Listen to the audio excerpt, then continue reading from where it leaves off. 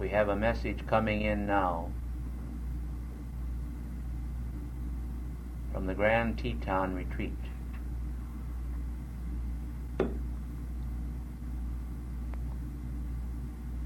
Beloved Confucius, my brothers assembled, sing a hymn to life, sing a hymn to life, sing a hymn to life. Let that hymn within your heart rise to adore Him, the Supreme One, the great cosmic intelligence, which not only carved out these hollowed walls here in the Grand Teton, but has fashioned this planetary home and all the luminous orbs which sail majestically through the heavens. I address you, my brothers here assembled, knowing that you are awaiting the coming of those cosmic emissaries from the planet Venus, who shall bring the great radiance to this beautiful star here in our retreat, that shall pour out the love of God unto the entire earth and intensify this year the great harvest of souls, by which we shall gather into the eternal storehouse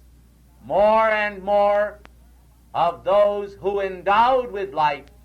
have understood its purposes, until by their understanding and compassion for the deity, they have chosen to outpicture His purposes in preference to the unholy human vanity. I honor then these beloved ones, the ascended masters and cosmic beings, who, having the same power of free will with which the laggard civilizations and the civilizations of Atlantis have been endowed with, have chosen, rather than to outpicture on the screen of life human discord, to outpicture the magnificence and perfection of the eternal presence, thus justifying the expenditure of energy which has been contributed to them by the solar emissaries from the heart of beloved Helios and Vesta, from the heart of beloved Alpha and Omega, and from the light of God which does not fail. It is only cosmic justice that a balance should be made for the expenditure of every ounce of energy. Through the aeons and aeons of creation, this great law has never been violated with impunity, and those who think they can have quickly found out upon the cosmic screen of life that the scales of divine justice do act, and act wisely and well. When an individual invades a holy meeting such as this one, which is held in the city of Washington, with a purpose in mind which is not the service of the light, then let not that one think for a moment that they have escaped the all-seeing eye of God, for that individual is called to the attention of the karmic lords, and their own life stream shall outpicture divine justice according to the recompense of that which they have thought. Beloved ones in the city of Washington, as I address you from the Grand Tetons, I call to your attention the glorious radiance that is poured out through this class. I call to your attention that this beloved messenger and those who serve the staff of this activity are subject, as one of the beloved teachers this afternoon declared, to the pressures of life that are almost incomprehensible to those of you who have not experienced them. And therefore I ask that each one of you who elect to do so by the use of your free will shall serve to guard these beloved ones who serve this activity and this messenger, so that no disintegrating force can be directed upon him at any time, whether waking or sleeping, but that he shall stand as a representative of the ascended masters and the cosmic councils until the summit lighthouse fulfills its destiny, world without end. For the beams and radiance of the summit are intended to blend and become one with the radiance of eternity. As the life streams that are numbered among its followers ascend and enter into the octaves of light and glory, they will blend the beams of their own radiance with the beams which yet remain upon earth,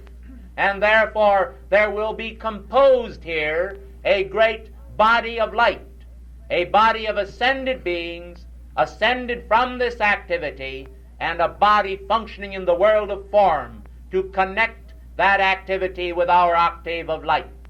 The brothers in the Royal Teton are singing now a beautiful hymn. I wish that you were able, by some means, to hear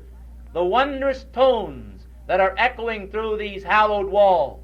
This hymn of life would still the impulses of human discord, which flood through the ethers from human discord and thoughts, and would cause you to feel the love pulsations and radiance of the brothers here in the Royal Teton. Beloved ones, as I am standing here speaking before this holy altar in the Tetons and directing on mighty light rays my messages to you in Washington, I would like to remind you of the deplorable condition of my beloved country, China. I would like to remind you of the teeming millions there who are without bread because of the violations of the cosmic laws which they performed. I would like to remind you of the debacle of the sinking of the lost continent of Atlantis. I would like to remind you of the fiery destruction of Lemuria and all the cataclysmic actions that have occurred in the past ages to destroy and to tear down because of the release of mankind's discordant energy. You have heard the message of the Maha Chohan relaying our decisions of recent date, and you realize that we are determined no longer to tell you of impending catastrophes, but we are determined rather to ask you and to urge you to outpicture the Christ radiance of which you are so capable of doing. Therefore tonight, as I address you through this means, I hope that you will implement the great wisdom which has been released to you during this class and the radiance that has been released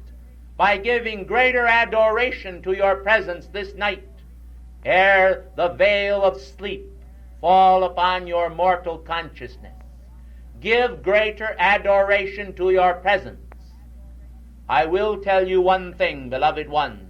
There has not been enough adoration poured out to balance the release of all that has been given during this class. And therefore, because there remains